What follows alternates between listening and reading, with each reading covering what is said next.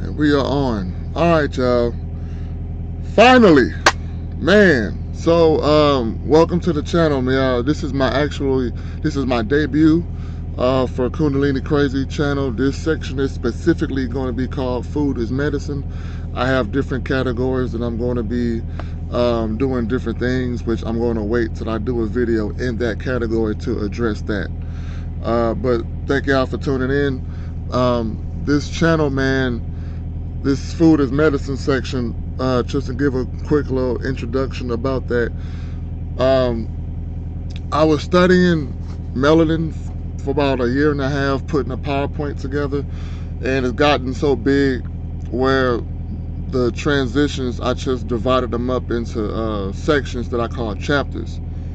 And I ended up doing a lecture one day about my chapter 1, which was dealing with melanin and medicine, where I was basically showing how the medicine has to get accepted by melanin in order to get access to the body so it can work. And when it does that, it shifts the pH balance more so into the acidic side.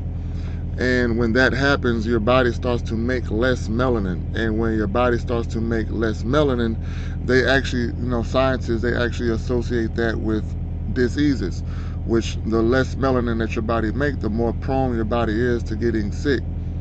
So I was doing a lecture on that, inquiring people to get back into nature.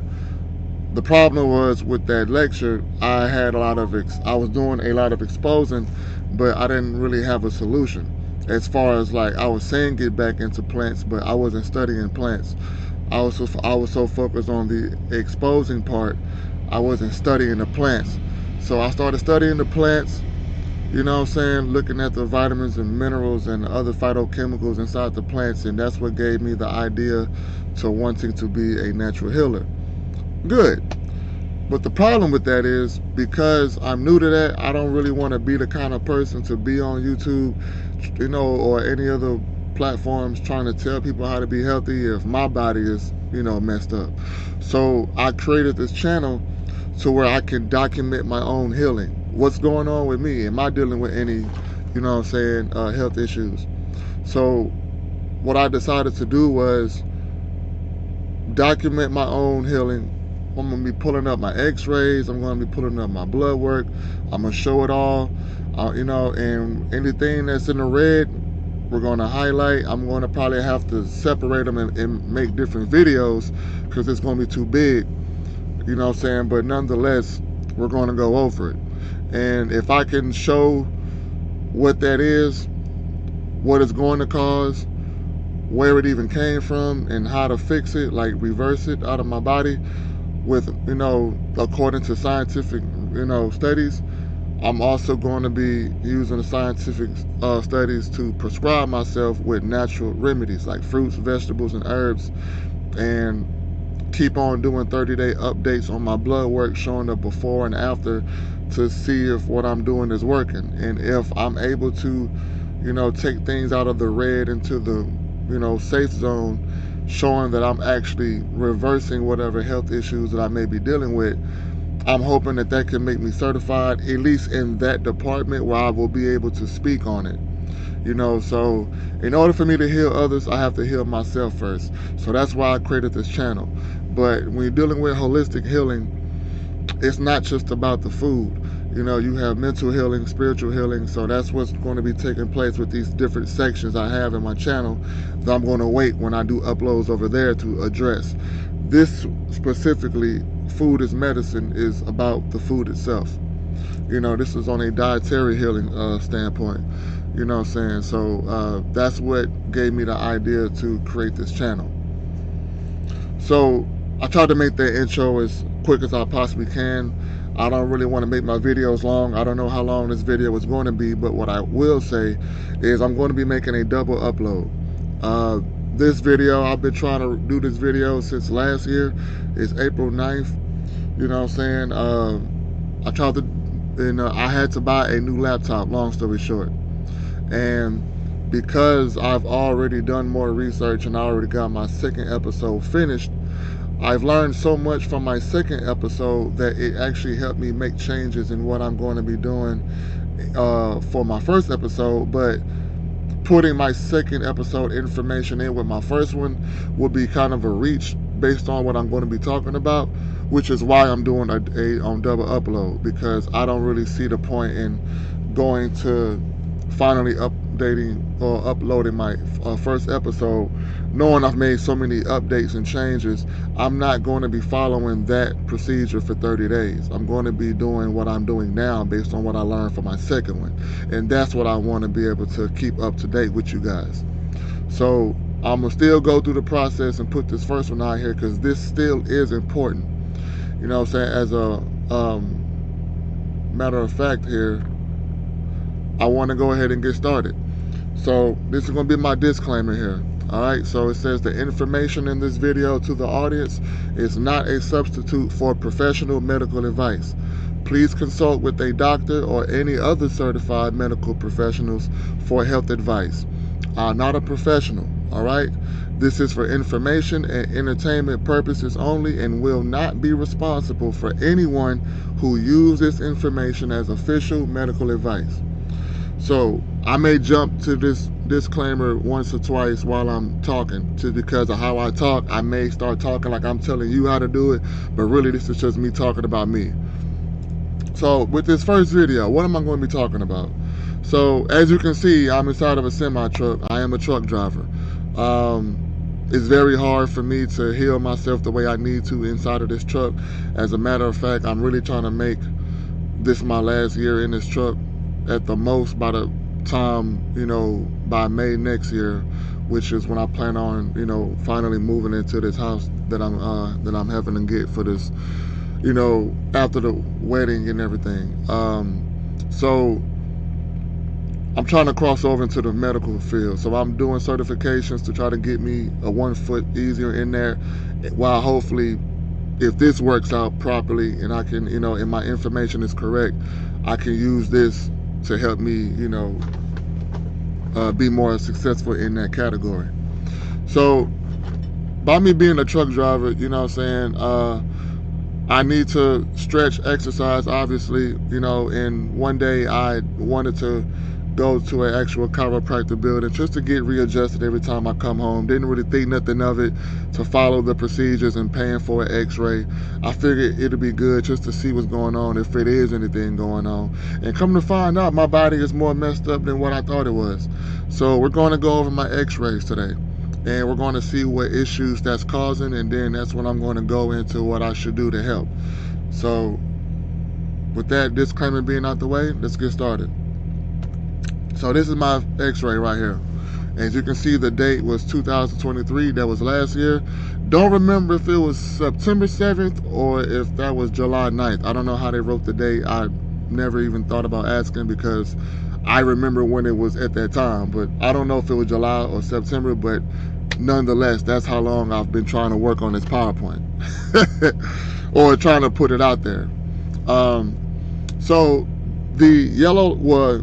Let me start from the picture on the left. So the red line going across, you can see that it's showing the measurements is 3.9 millimeters off. So what that means is it's not aligned properly. So here's what happened. I don't know if you can tell, but one hip bone kind of looked like it's bigger than the other.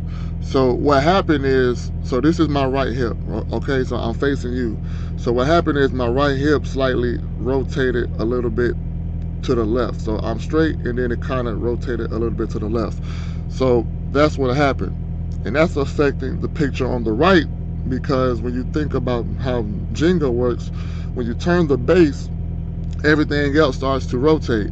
And the line going down the middle on the picture on the right, it got the red dots showing the center points of my vertebrae of my spine. So as you can see, it going up, it's starting on the left side, and then it starts to go to the right side, and then towards the last minute, it'll start to go to the left side again. So my spine is not really straight. It's like it's teeter-totter in a sense, because the muscles is holding everything together.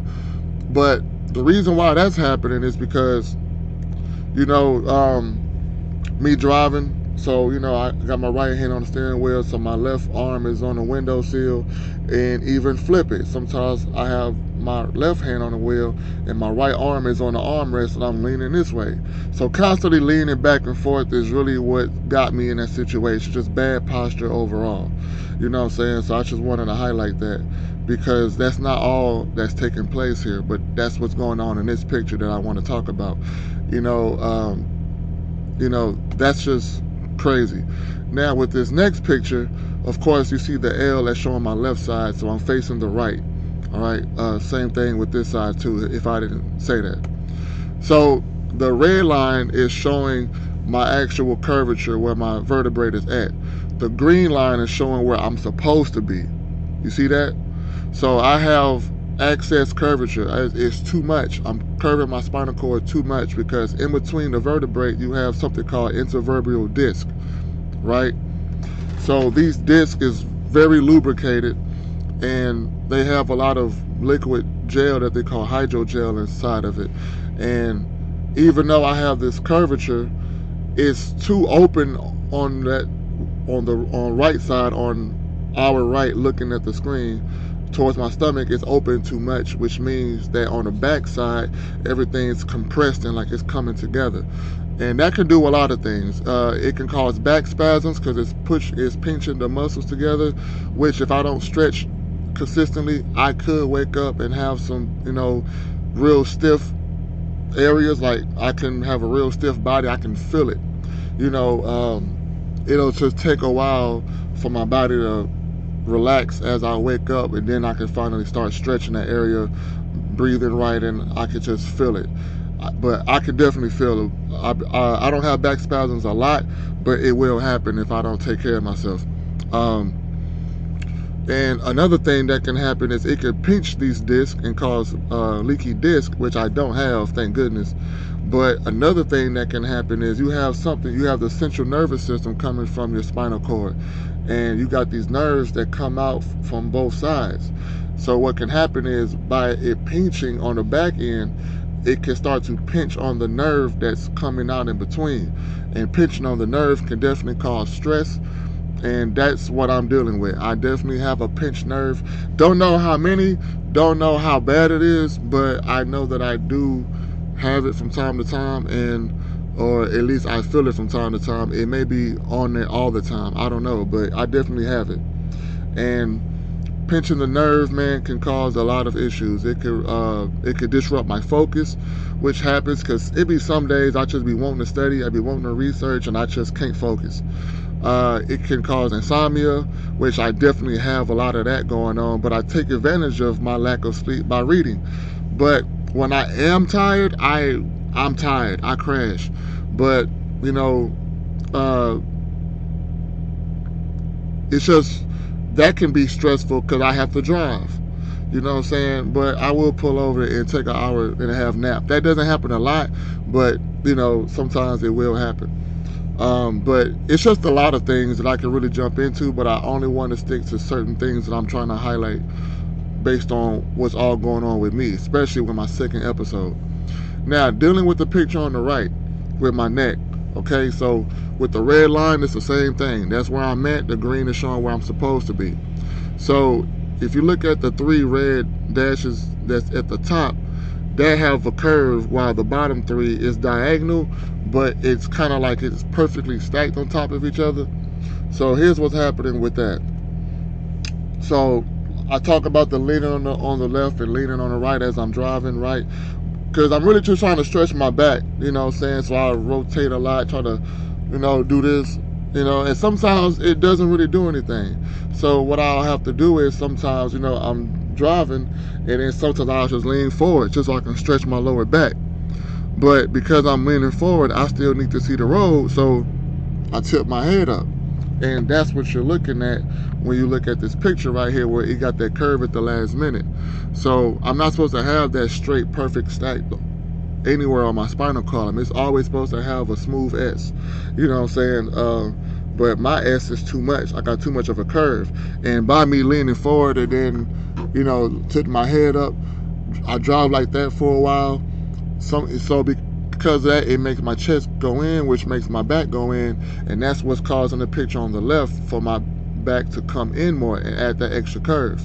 So this is just bad posturing that got me into this situation, showing that I've been doing it for a long time. For my body to happen to adjust to this, I've been doing it for a while. So I just got to fix myself. So constantly going to the chiropractor on the road is very hard. The company that I'm with, they're not in every city that I travel to. Sometimes I'm able to make a quick detour. You know, if I'm able to burn some time and still get to my delivery or my pickup on time. But sometimes it takes me weeks before I go make another visit when I'm really supposed to be going like every other day. You know what I'm saying? And because I'm not able to do that, there are stretches and exercises that I have to do for myself, but that's not going to fully get it done. I have to keep getting adjusted every time. So that's also why I got to get my ass out of this truck. Excuse my language. But yeah, this is a very serious issue, because if I don't fix this, then I'm looking, they didn't say this is just how I feel. If this continues, I probably feel like in my 40s I'm going to be handicapped. I got to do something about this. And to help me fix this situation, I really need to rehydrate. I'm dehydrated, which means that I lack electrolytes.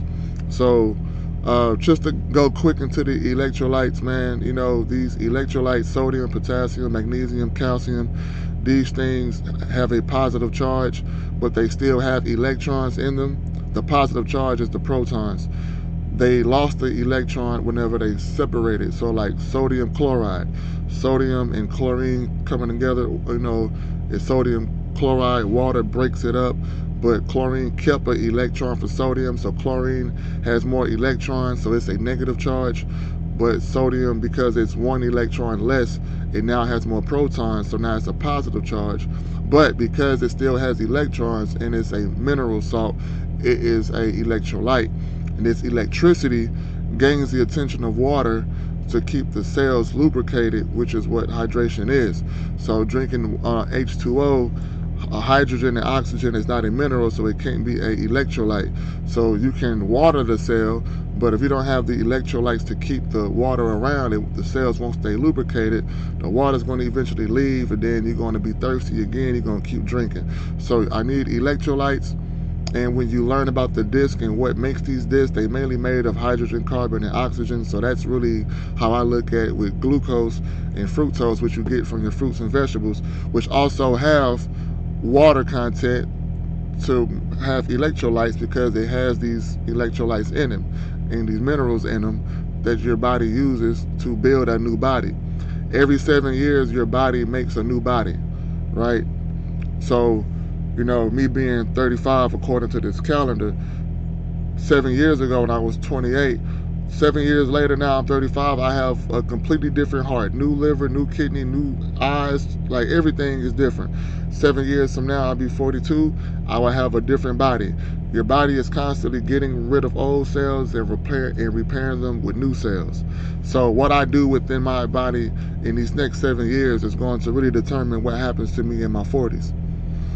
You know what I'm saying? So I just, you know, so just to go ahead and close out on that. So this is my x-ray right here. I haven't gone back to the x-rays because I haven't gotten another x-ray because honestly, I already know there's really no progress. I don't think it gotten worse because I have been able to exercise. I have been doing some stretches. I'm not able to be consistent with it, but you know, I just have to learn balance here, because not only do I have to keep working out and stretching, you know, but I also have to keep reading and researching, and that could take up time. I have to, there's just a lot of things I have to do, so balance is really what I'm struggling with, you know, but that would come over time. So going to the HPA axis, this is really me just quickly going over how stress is being expressed in the body. The nervous system tells the body how to express what it comes up with. So if your nervous system, if you feel good about yourself, then the nervous system is going to send signals to the endocrine system to tell the body to express that feeling.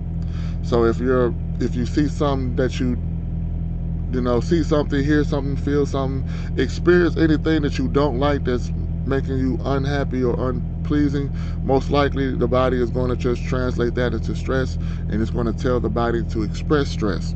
And this is how it happens. So you have the hypothalamus that takes place in your brain. Of course, that's the central nervous system that governs the endocrine system that's in control of stress. It sends a signal to your pituitary gland, telling your pituitary glands that, hey, tell the adrenal glands to release cortisol. All right? And when cortisol, that's the stress hormone. So when cortisol gets released into the bloodstream, most of it is going to go into the liver, where a lot of the glucose is stored. And whenever that high glucose gets released into the bloodstream, that's like fuel to the cells, so it's going to get the cells kicking in high gear. That's the stress response. But cortisol isn't the only thing that's getting released in the adrenal glands, but I'm going to talk about that in the next slide. But I just wanted to show you guys how that connection happens. It starts from the central nervous system, and then it transitions to the endocrine system. The endocrine system runs off the nervous system. So if there's an endocrine system issue, there's a nervous system issue. So that's really what I'm showing you here, and that's why I'm putting this connection right here with this slide as well.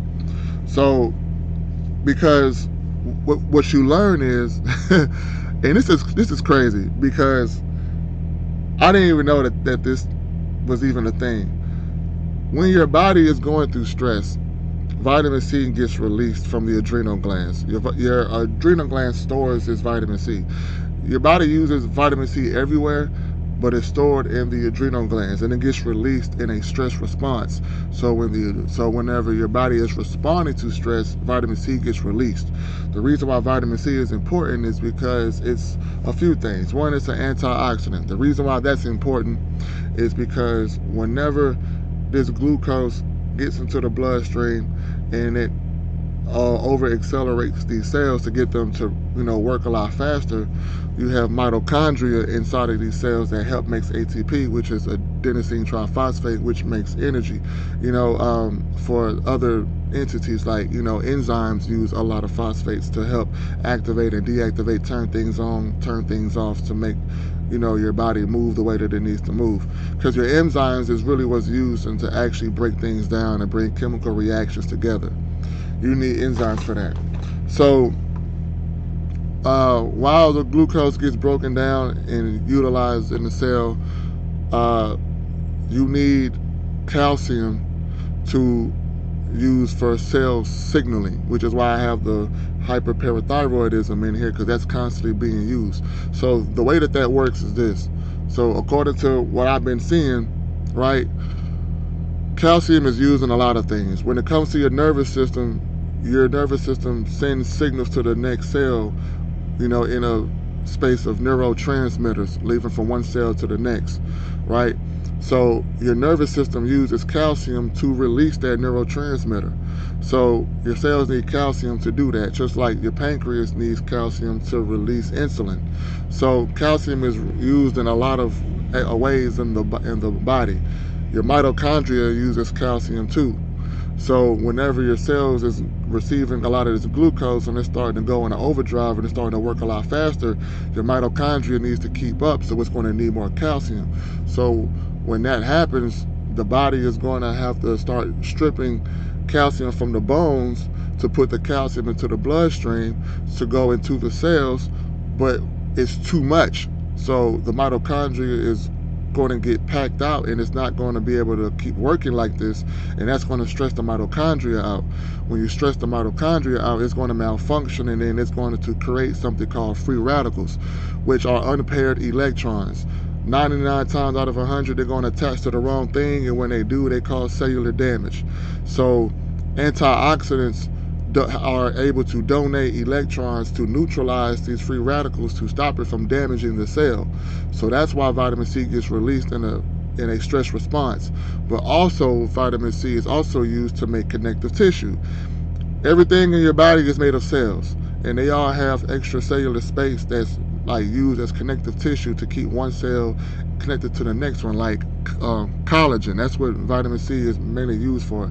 It's used for connective tissue, your skin, your eyes, your heart, your kidney, your bones, everything. You know what I'm saying? Let me just remove myself right here where it says connective tissue for skin and bone, you know, organs, everything, blood vessels, all that. So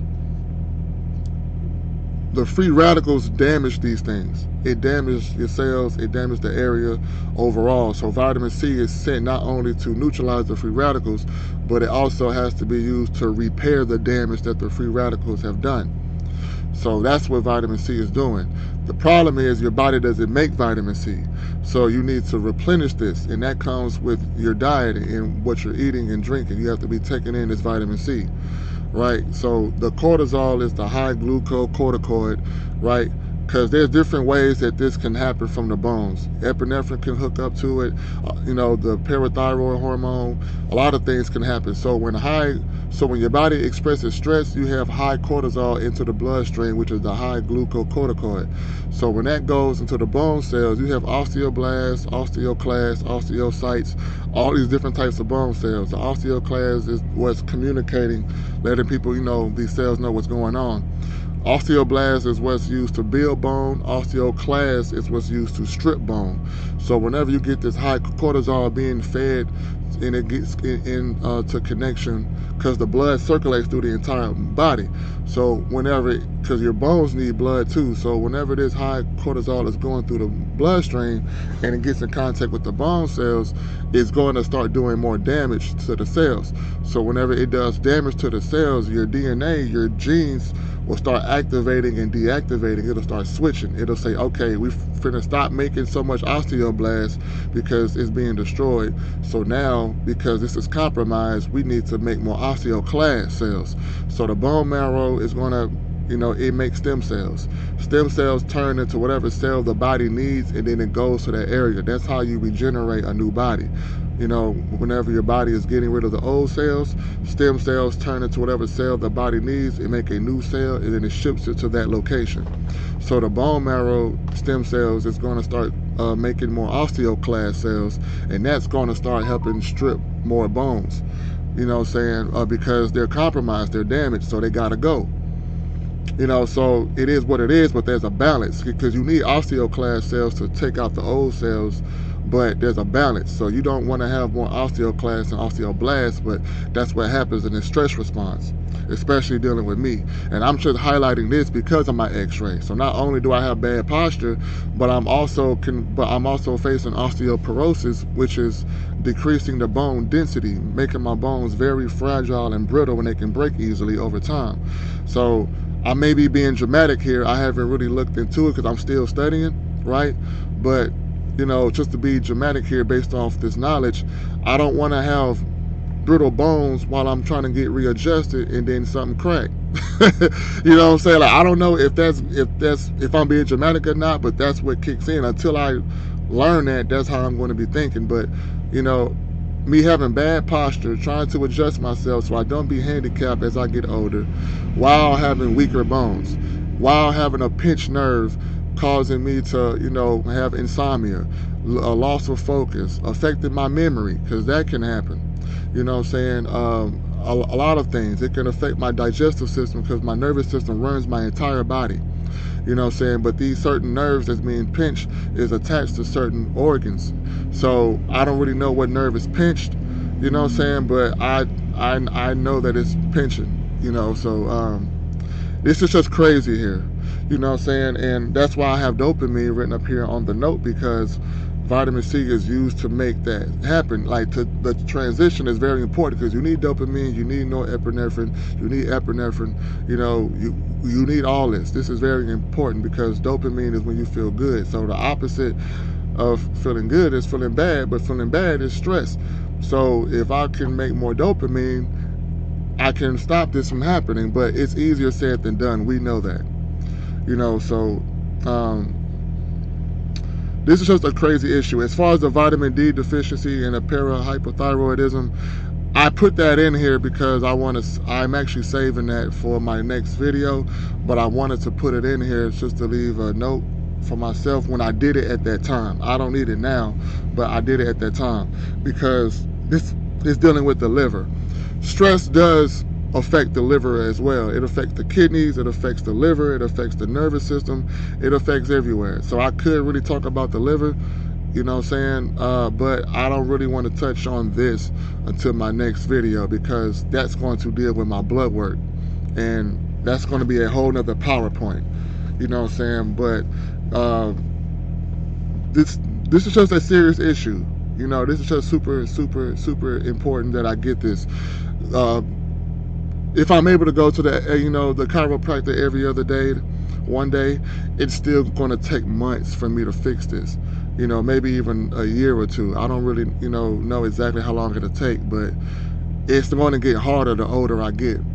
You know what I'm saying? So I'm trying to make this my last year in this truck with these certifications, get into the medical field.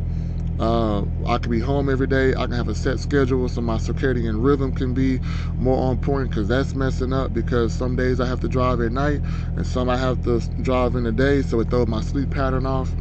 You know what I'm saying? Sometimes I'm in areas where there is no grocery stores, and even if there is, they're not organic grocery stores, so I can't really buy no organic. I can't buy no organic produce. I'm not gonna juice myself and with GMO fruit. That's just not what I'm going to do.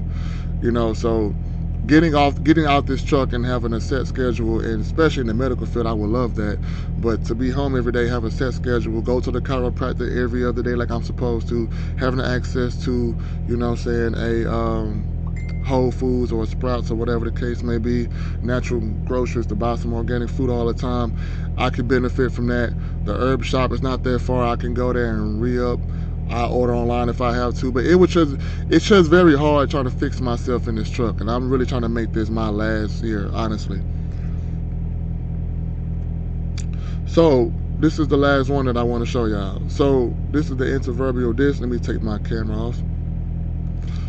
So this is the disc inside of the in between the vertebrae that I was talking about earlier, right? So you're dealing with different layers. So the outer layer is called the annulus fibrosus, which you see is made of thick, lubricated tissue designed for shock absorption, right? So this changes the way that I exercise that I believe I mentioned earlier. Because of the extra curvature, there's certain things that I can't do. That jumping up and down, I have to stop doing jump rope exercises, so I put my jump rope up, because my curve is already too curvy, so I don't need to keep jumping up and down, adding more pressure to my curvature. I need to stop doing that. So I have to do different cardio exercises other than, jumping exercises. So what I need to do is I need to start researching and figuring out, seeing what different cardios I can do that's not going to affect my spinal column, promoting that shock absorption all the time. You know what I'm saying? And then of course on the inner layer, well, before I even go that, jump roping also was affecting my knee. I have a bad knee as well. That's what's not shown in the x-ray, because I've been having a bad knee for a while now, but I didn't know this stuff, so I really wasn't able to diagnose it. Now I'm aware of my tendons. I believe it's calcification going on in my knee, deterioration, so I need to really regenerate a lot more tendons and cartilage back into my knee. That just comes with the right foods, putting the right vitamins and minerals in my body to help repair that issue. Now I know what that is, especially dealing with the inflammation that can happen, causing arthritis, which deals with causes calcification, what I'm saying, in the scar tissue and all that. So, it's just a lot of things that's taking place here. So now I know what's going on. I don't just have calcification in my knee, I have it in my spinal column as well. So I need to decalcify. I need to get rid of all this extra excess mucus that's causing calcification, and I need a lot of antioxidants for sure. But let's move forward. So the inner side, the inner layer of the disc is called the nucleus pulposus. Now with this well, I don't need to cut my camera off now. So this is mainly where the liquid is at. It's what they call the hydrogel, right? Now with this disc, you have a lot of cells called chondrocytes. These chondrocytes have they have like this, a lot of this protein called glycosaminoglycan protein, which it has a lot of sugar, disaccharide sugars. Di means two, so it has a lot of two pair of sugars that have negative charges on them, and these negative charges is what attracts water. So that's what's bringing the lubrication, keeping that water around the cell to keep it lubricated. That's what's also taking place in the disc here to keep the cells lubricated. Over time, you know, as we get older, these discs start to dissolve, they start to shrink, and your bones come together, and now your mobility is limited. It causes back problems. The reason why it's called degenerative disc disease, don't get spooked out by the word disease. It's just a dis-ease. It's not at ease because it's in a high friction environment because we're moving our bodies all day. So that friction can cause the cells to, you know, dry up and cause the cells to dissolve. And when they dissolve and dry up in this hot environment, that makes the disc shrink, and that's what brings the bones together. So in my condition, you know, with bad posture and bad eating, just be honest with you, most of my life I grew up like everyone else. You know, we grew up eating a lot of non-alkaline foods, which is acidic forming foods. Acidic forming foods can put you in acidosis because you will have to lose electrolytes to do that, which will cause dehydration. And I need to rehydrate in order to put more lubrication in my disc, which will help it open up more so my body can readjust while I'm going to the chiropractor and realign my body. So, you know, I'm definitely dehydrated for sure. And, you know, this is a very serious, this is just very important. Now, because this is a natural thing, you know, I may not be able to refill it and then some, and, you know, make my, you know, fill it up like I was back in my 20s, because it's going to always break down. But I can definitely improve on the condition and where it's at. I can still do something to make it better, you know, but it's going to always start to wear and tear as I get older, especially when I'm going to be doing exercises to try to get my body back in shape. I'm definitely going to be causing friction, but my diet has to change, the foods, which it has, you know what I'm saying, but it's not a overnight thing this isn't going to happen overnight, you know what I'm saying. So going to the reactive oxygen species with this ROS, that goes back from the mitochondria that I was talking about. Whenever there's a dysfunction in the mitochondria, it causes this, which releases free radicals in the body. You know what I'm saying? So I just wanted to put the image out there so you can get a good understanding, because the bones need blood too, and that's what that image is on the left, showing the blood going through the arteries, feeding the disc, feeding the vertebrae, you know what I'm saying, because that matters. If the wrong thing go through these vessels, you're going to start tearing up your bones, you're going to start dissolving your disc a lot easier. So it's already dissolving over time because of age, but I'm speeding up the process, eating the wrong foods, having bad posture, not exercising, you know, it's just all this. So I've been tearing my body up, long story short, you know. So that's it, you know what I'm saying. So now I want to jump into, you know, basically what I need to do to fix myself. So I definitely need to rehydrate my body. So I need water, I need electrolytes, you know, I need glucose, fructose, I need minerals. You can get all that from fruits and vegetables because they have fructose and glucose in it, and because they're mainly made of water, you're going to be able to get the water content from the fruits that have the electrolytes and the minerals in it.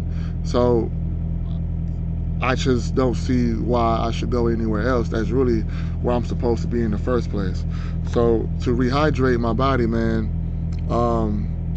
I started, just me going off my budget, man, I started to look at what foods or what plants have a lot of water content, and that led to melons, right? So melons have a lot of water content, so I could buy some melons. My camera didn't focus right, but oh well. So melons have a lot of water content, so I can buy some melons and then juice them. I like juicing my melons. I get a lot of water from it. You know what I'm saying? If I eat the melons, I get full faster, but I can get a lot more intake from it by juicing it. So I like to juice my melons, and then trying to keep, I'm aware of, right now I need to start getting into studying the measurements according to your height and weight, will determine how much I need to take in. I'm 6'4", I was 235, I'm 195. I lost 40 pounds from fasting, juice, and I already been doing it. But I have to, now I've learned a little bit more. I can honestly say that I wouldn't be surprised if I lost some of that, a good amount of that weight also from my body just being acidic. You know, these toxins tearing up my muscle cells, causing me to lose weight with the high stress also. So even though I look good on the outside, I'm really toe up on the inside. And that changed my perception on a lot of things. Especially when I jump into my next video, which I keep reminded I'm doing a double upload. So hopefully by the time you see this, the other video will be up. But I'm going to name it episode 1 and 2 so you'll know. So going into the average, until I start studying and learning, you know, my height and weight and how much I should be taking in, I've been doing this for a while, so I'm gonna keep doing it because it's not really, I haven't had any bad experiences. Keeping in mind of the, you know, drinking 8 cups a day, right? A cup is like 8 ounces, so 8 times 8 is 64. So taking in 64 ounces a day at the minimum, which I need to be taking in more than that, right? But I'm just keeping that in mind. So everything that I'm taking in, I want to make sure that it's fruits. I like fruit juice, you know, and herbs, you know, or vegetable juice too, just depending on what's going on in my body. This is my first episode. So to hydrate my body, man, I'm going with melons on this one. And out of the melons, when I started in the winter time, of course, the only melon that was growing around that time that I really felt like I could really benefit from the juicing is cucumbers. Cucumbers is a melon. It has a chemical called cucurbitacin, and you can hear the word cucumber in it. It's inside of the watermelon, cantaloupe, honeydew, squash, zucchini, pumpkin. It's inside of all that. You know what I'm saying? Papaya too, I believe, but it's definitely in everything else that I named. But so what this chemical does, according to my research, it protects the nervous system and it causes cell regeneration. So it helps the cells regenerate, not just the nervous system, everywhere. You know, your skin cells, your bones, your kidney cells, your heart, your hair, which is actually why I cut my hair. I had locks. It was probably down to like right here. I still have it. I'm just going to have to detox properly, because what was happening was, like, if I hold my hair out to like right here, the closer it'll get to my scalp, it'll start to get real thin, to the point to where I started having locks that was breaking out, where if I do a quick little tug, it'll come out. So I started having locks coming out of my hair. So because my hair was starting to get real thin, when I was researching it, it's really just because of dehydration, lack of electrolytes. My hair was drying up and it was breaking off. So instead of me just keep spending money to putting this hair back in my head, I decided to cut my hair. And I cut it one more time, but I'm not cutting it no more, because I want to be able to earn my locks back. So I want to be able to cut my hair, detox properly, and hopefully I get to grow my hair back. So, you know, I got my hair starting to grow back. I can feel more hair right here, but I'm still feeling less hair in this little soft spot back here. That's where I was starting to grow, not grow hair at. It was falling. I had like 1 or 2 fell off right here, and then I had some in the lower, in the back part. So I just need to rehydrate, earn my hair back. That's what that is. But, you know, regeneration is very important, and the cucurbitacin will help participate in that. But with these fruits and these vegetables, these chemicals doesn't just say, hey, rebuild the body. You need the minerals to do that. But these things are going to give you the minerals that you need while it's promoting the body to do the job. You know what I'm saying? Which, you know, goes back into vitamin C. You know, it has vitamin C in these cucumbers as well. We know what that is now.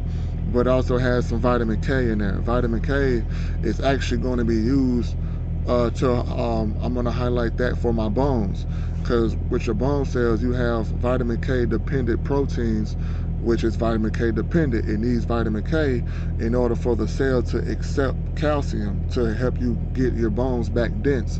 So the cucumbers have calcium in it as well. So not only is it giving you the vitamin K, so your cells can start absorbing in or receiving calcium to help you build bone, but it's giving you calcium as well. And I just think that's just dope. You know what I'm saying? So that's cucumber. So I'm gonna juice. Well, because this video is 5 months old, I have to say this. So this is what I was doing. This is how I started off. I was just doing the 32 ounce of just cucumber juice, and because I had some Manuka honey in there, I just put some honey in my cucumber juice because the honey has a lot of good bacteria in there, which is good for my body's defense, you know, helping me break down and defend, you know, myself from any entities that, you know, get into my body that's hanging around, that's doing damage, that's not really being productive in a good way. But you know, honey is also, you know, it has a lot of antioxidants, anti-inflammatory, so it's going to help prevent my body from, you know, going into that, you know, inflammation state, which is nothing. Inflammation is really not bad, but it's bad if you keep expressing inflammation, because inflammation is when your white blood cells will get rid of the damaged cells, and then you'll have connective tissue there to take its place. But if that keeps happening, you're going to develop scar tissue, and that's going to cause organ failure because your organs don't have the proper cells that it needs in order to do its job. You know what I'm saying? So honey is good for anti-inflammatory, antioxidants, low blood pressure, all that. Well, it's good for high blood pressure because it lowers your blood pressure and, you know, all that. So I was doing that too, you know. And then I also had another 32 ounce, which was more on the vitamin C side, because I needed to make sure that I replenished the vitamin C in my body. So this 32 ounce I had was citrus fruits, because I was looking at what foods got the most vitamin C, and you see citrus fruits is very famous in that category. And out of the citrus fruits, oranges is number one. You know, it's over the, you know, grapefruit, lemon, lime, tangerines, all that, you know, mandarins. Oranges got the most. So I wanted to juice 32 ounces of orange juice because of the high vitamin C content. That's going to be hydration. It's going to come with the minerals and the electrolytes. And also these oranges is very astringent. What I learned about astringent compounds is they fall under a category called phenols. Phenols. Phenols are astringent. So, you know, that's what's pulling the mucus off the cell, because mucus is not a bad thing, but it's the first line of defense in the body. So wherever there's a problem, there's mucus. So if you remove the mucus, then you're also going to be removing the toxins or the acids that was damaging the cells. You know, so astringent properties is very important, because if you have too much mucus hanging around a cell, it can stop the cells from communicating to each other, which can suffocate the cell out because they can't really open up to let things in or out. You know, and looking at the citrus, and that's what cucumbers have too. They all have them. It's just certain plants have more phenol compounds than the others, so they're known to be more astringent. Like people, like women, whenever they go to the spa, they put cucumber slices on their eyes because they pull the mucus out. So there is some astringent properties in it as well, you know what I'm saying, just to put that out there. But this is what I started off doing. I just did a 32 ounce of cucumbers, and I did a 32 ounce of orange juice. I don't do that no more. I still have them, but I've added other things into it, along with what I'm about to jump into with my herbs as well. I was doing that. Now, as far as the herbs, I'm going to jump into that category. Because this video was mainly about stress, then I was dealing with the HPA axis, the hypothalamus, pituitary, and the adrenal gland. Then what I was doing was I was just dealing with herbs that was just dealing with stress, which is technically my nervous system, but stress was being, you know, released from the adrenals, and that's dealing with the kidney as well. So I had did an adrenal gland and kidney herb concoction that I'm going to talk about, because stress also it starts to damage the kidneys over time, where if you're not able to, you know, filter out these acids and toxins out of your body, you know, then, you know, with your kidneys, then you're going to be in a worse condition. You can actually shut your kidneys down from stress. So that's why I focused on that. And stress does a lot of things. I can highlight the nervous system, I can highlight the liver, I can highlight muscles, I can highlight all that. But this is just my first episode, so this is what I wanted to talk about at that time. Second episode is going to be completely different. So let's get to it. So with this adrenal gland and kidney herbal concoction I came up with to help block that stress from happening, I started off with ashwagandha. Ashwagandha will prevent the HPA axis from playing telephone with each other, so the adrenal glands don't release their cortisol. So I definitely have ashwagandha in there. The second thing I have is parsley. Parsley herb is good for detoxing the kidneys. It's highlighted for detoxing the kidneys, but it also helps with the liver as well. And that's what I like, because I noticed that the kidneys and the liver, they both filter the blood. So they both have a lot of antioxidants that the body makes called glutathione. Because they both filter in the blood, they need these antioxidants to help take the hit while they're working. That's how I look at it. So it's just crazy that the liver and the kidneys, that's both filtering the blood, just so happen to have a lot of these antioxidant properties that the body makes. You know what I'm saying? So parsley is not only good for the kidneys, but it's also going to help protect that liver as well. With the high iron content that's in it as well, I'm definitely trying to make sure that I capitalize off getting the minerals from it. So these herbs I'm going to be putting in a pot, and I'm going to bring it to a boil and then simmer it for a couple of minutes, for like 20 minutes. I've been learning different types of teas that you can benefit from steeping your herbs versus boiling them. You're not supposed to boil it like high boil, just bring it to a boil, then drop it down. But I'm gonna talk about that later, like whenever I start actually making my herbs, because I have everything with me. So that's parsley.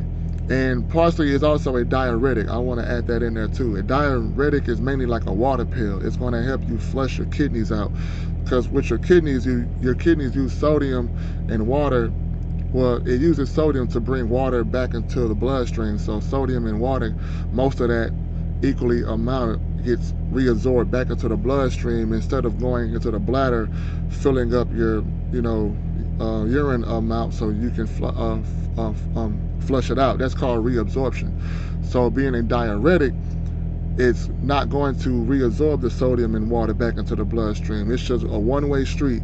So it's going to fill up your bladder a lot faster, making more urine faster, so you can go ahead and flush this out of your system. That's good, because if I do have any, because your kidneys have something called nephrons, and you have like 1 million nephrons in each kidney, at least from 1 million to 1.2 million in each kidney. So you're looking at 2 to 2.4 million nephrons. It's a combination of the filtering cycle. It starts from the Bowman's capsule in the kidneys, where the blood artery, which is called the afferent artery, goes into the Bowman's capsule through the glomerulus filtration rate. It's something called the glomerulus filtration rate inside the Bowman's capsule. That's where the filtering process starts. And as it's going through this filtering process, you got that, and then you have it's a few words that I'm not really, because if I say them, I'm gonna have to break it all down, but I'm gonna just say nephrons overall. Bowman's capsule is just the beginning stage, a beginning piece to the nephrons. But what happens is I'm bringing this up because they're so small. Whenever your body is stressing out, if they're microscopic already, you don't need to constrict them.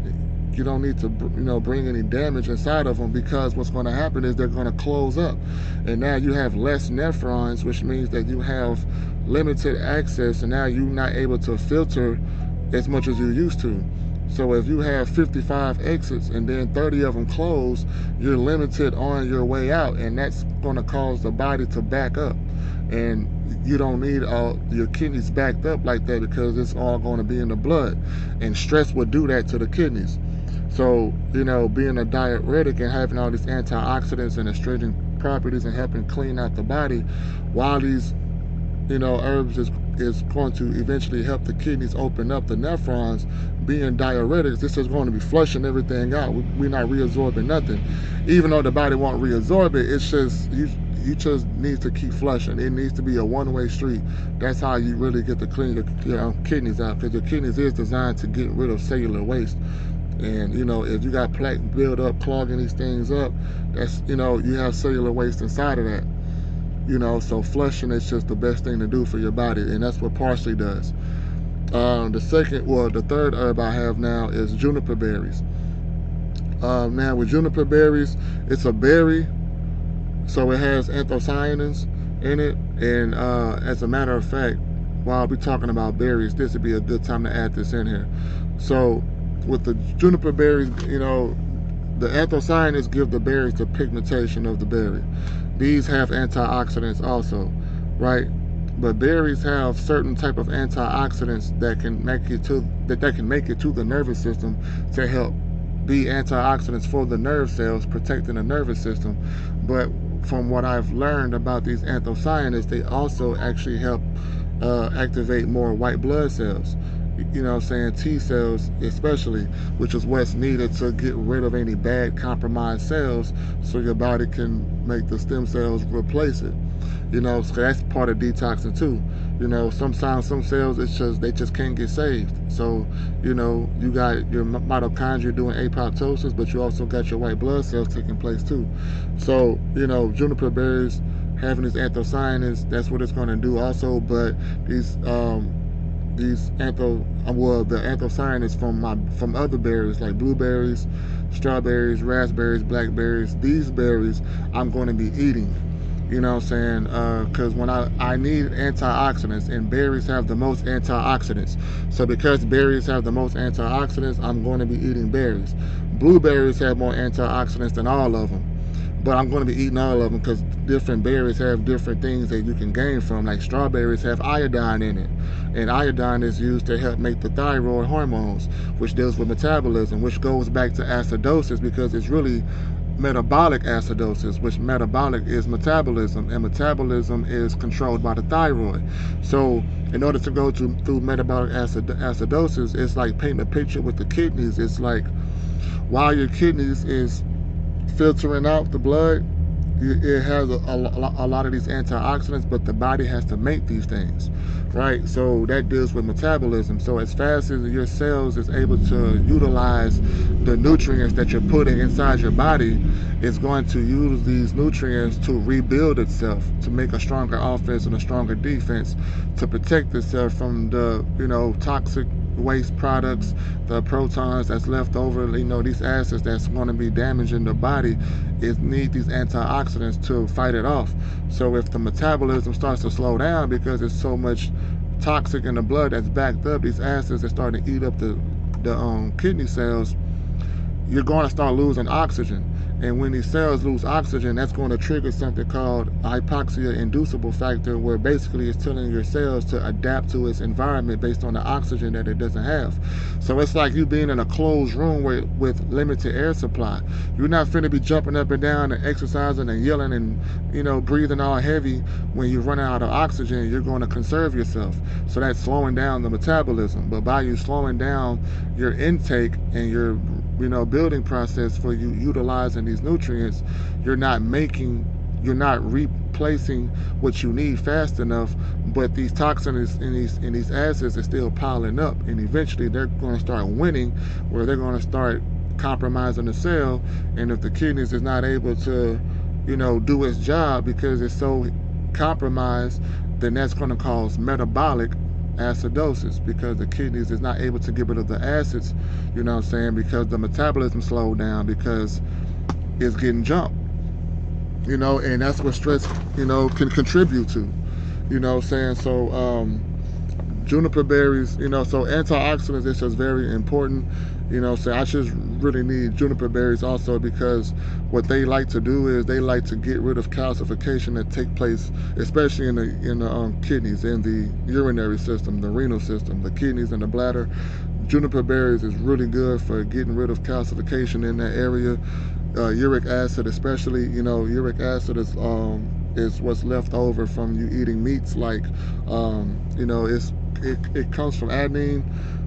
Whenever your enzymes isn't able to break that down all the way, what's left over is uric acid, and uric acid can cause calcification in your bones, just like lactic acid can. And I don't want to keep adding on things I have to keep doing extra explaining on, but just know that juniper berries is going to be good for decalcifying any calcification that's taking place in the kidneys, which is going to open up the nephrons so they can start filtering properly.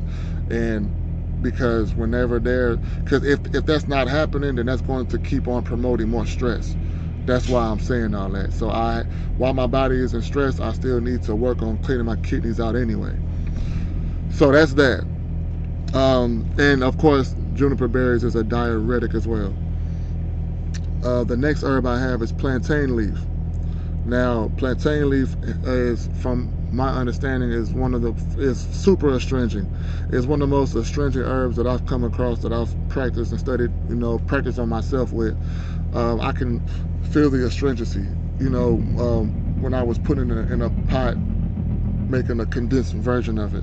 So this is going to be astringent in every cell. Whatever it touches, it's going to be pulling its mucus off the cell, in and out the cell, man. It's just very potent. And because it's good for astringent and pulling out this mucus, is very good for the respiratory system, which is good for me because I'm going to be doing breathing techniques also to help me activate my lymphatic system to get my white blood cells to detox even more.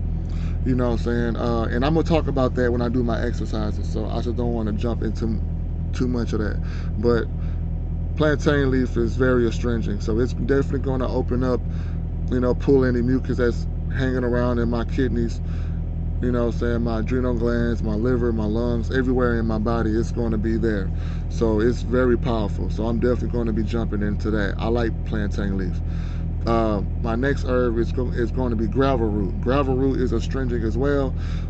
From my understanding, from what I know so far about gravel root to me looks like a astringent version of juniper berries, except it doesn't have the anthocyanins and the antioxidant levels that juniper berries have. So they both have pros, over the other.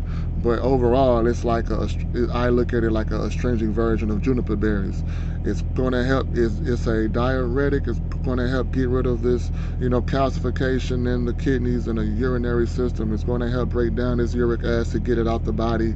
It's doing the same thing.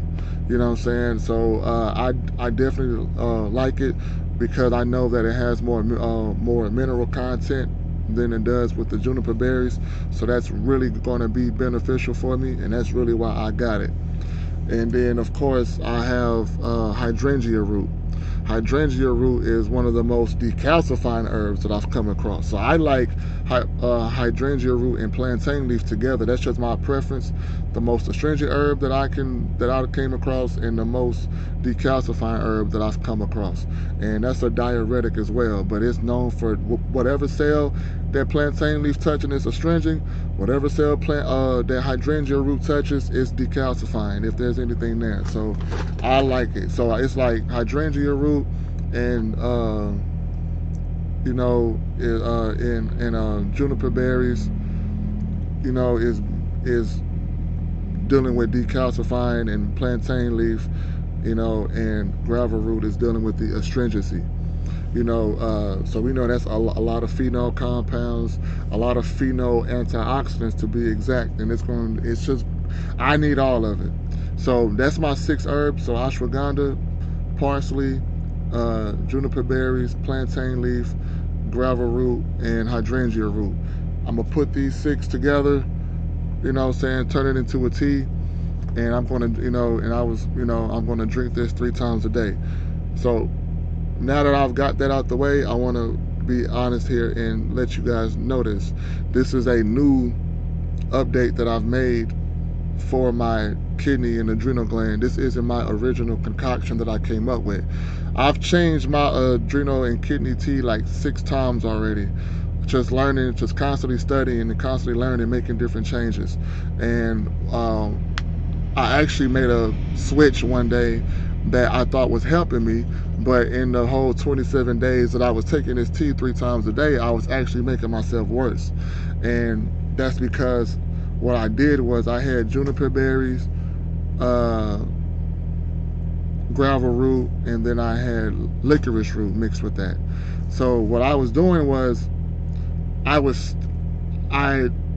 picked licorice root because I found out a lot about it like licorice root will cause, it'll put a blocker on the cortisol release. Like the sweetness of the licorice is also participating the role of aldosterone, which causes the body to reabsorb a lot of the sodium and water back into the bloodstream, and you're going to go through experience high blood pressure, which is really just speeding up the cycle of the blood so your kidneys can filter out.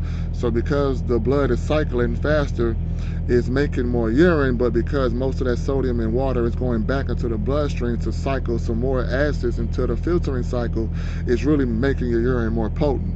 And that's what I like about it. But it also puts a blocker on cortisol as well. So while it's preventing your body from experiencing that stress hormone, it's also going to be helping you filter more potent urine through reabsorption. So that's what I was studying. So that's why I put it in there.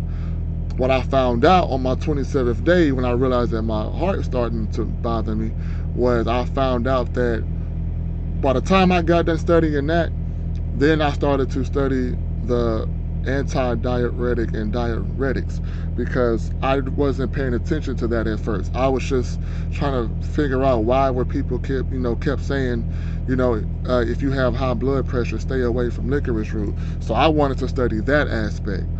I got to diuretics after I studied that. And when I studied that and I found out that licorice root is an anti-diuretic, and I started looking up what happens whenever you mix these two together, especially with licorice root, it actually causes more problems. Because if you have high blood pressure, this is according to scientists, if you have high blood pressure, then stay away from licorice root, because licorice root raises your blood pressure anyway. So if you already have high blood pressure, you don't need to raise it even more, because that's going to definitely cause heart problems. And that can definitely cause a lot of more plaque buildup in the heart and the arteries as well. That's just going to do a whole lot more damage than good. You're not really doing yourself any favors by doing that. And that's what I found out that I was doing. So I've made that change since then. But so now I'm aware of that. I've been experimenting on myself. That's really why I'm telling y'all this story. But what I've come up with now with that concoction, that is the newest update that I'm going to have in my episode 2 for my double upload that I'm going to show you guys. So this is the original video that I had for my first video. For my first, I didn't have all these drawings that I had, like all this right here. I didn't even have this x-ray in here too, but all this stuff right here, I drew all this stuff. I didn't have all this at first. I should have had a bunch of screenshots, and I had to take the screenshots out.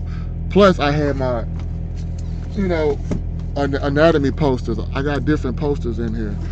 This is actually the skeletal system. I wonder if you can, you know what I'm saying? So I got different anatomy posters in here. So I was taking pictures of my anatomy posters and then cropping that out, because whenever you're doing pictures from these scientific articles, you really need permission. And because I'm just a regular person, I'm not in no organization, I'm not funded by nothing, I don't have no degrees, I'm not in college, I'm just a regular person that just like to study this stuff on my own, just doing self-research. So because I have nothing attached to me, I'm not really getting the permission to utilize their images that I really like.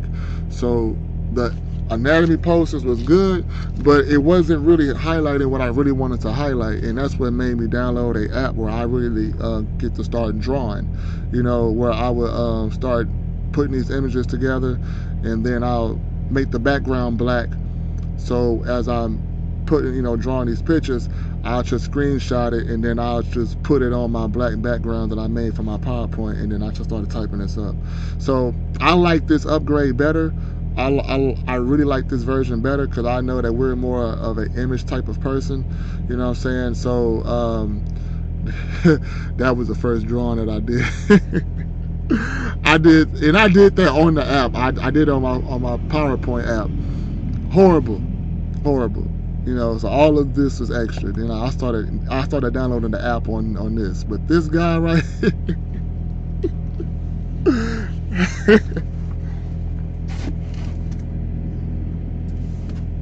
And I got books with me. You know what I'm saying? I got books with me.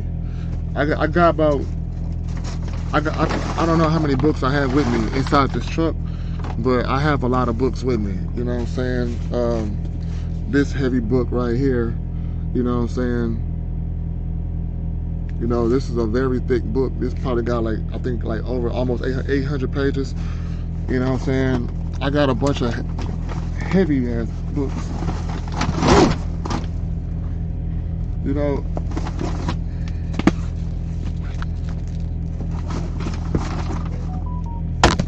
I'm not showing you all my books, but this is all one book.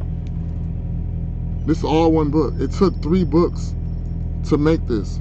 Volume 1, 2, and 3. You know what I'm saying?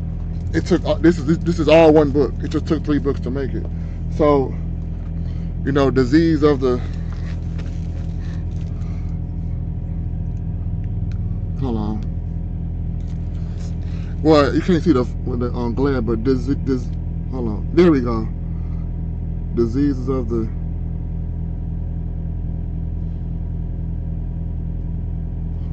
You know what I'm saying? So I have a lot of books in here, man.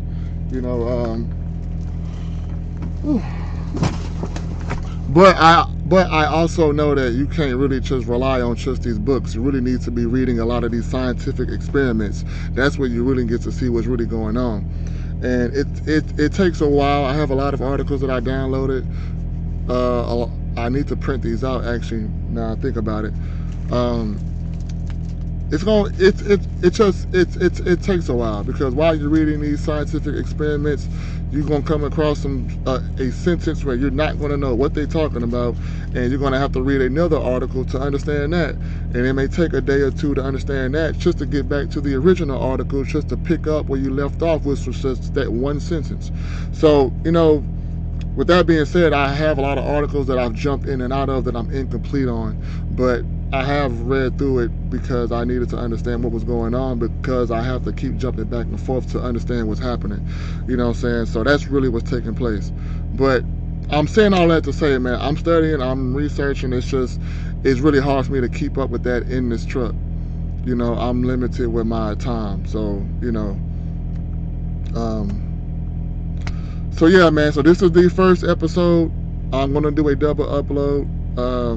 When you see the second episode, that's going to be, as a matter of fact, so the second episode is where my blood work starts.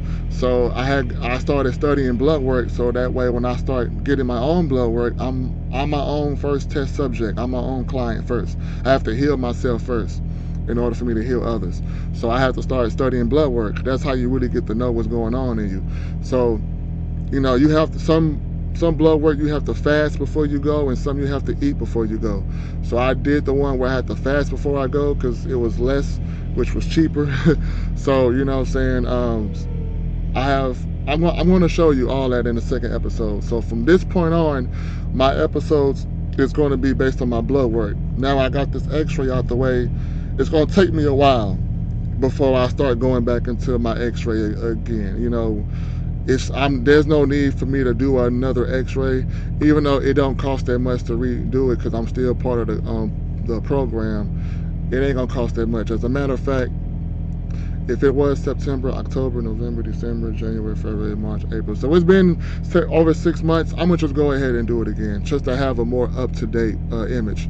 So next time I get a chance to go to the chiropractor, I'm gonna just pay that extra few dollars to just get a new x-ray out the way. I already know I'm not gonna see nothing, but you never know, you know what I'm saying? But I'm just gonna do it just to have more up-to-date information. So that's my first episode. You know what I'm saying? If you're watching the whole video, hit the like button if you like it. Subscribe if you want to, check out more information that I'm going to be dropping. Like I said, I have different categories that I'm going to be dropping videos in. This is the food is medicine category. I have other sections. This channel is going to have a whole lot. And as far as the 1.5 year work that I put in on a PowerPoint based on melanin, I'm not throwing that away. It's still in here, but I want to give that to y'all. So that's going to probably have to be on a Patreon aspect, or if not, maybe just go to a place like Rumble or Odyssey or something like that on those other websites, and create a channel on there where I don't have to worry about it, causing my channel to get taken down. It is what it is. So I don't know how I'm going to do it yet. You guys let me know what y'all want me to do with that. In the meantime, man, stay tuned for the second episode. Thank y'all for watching.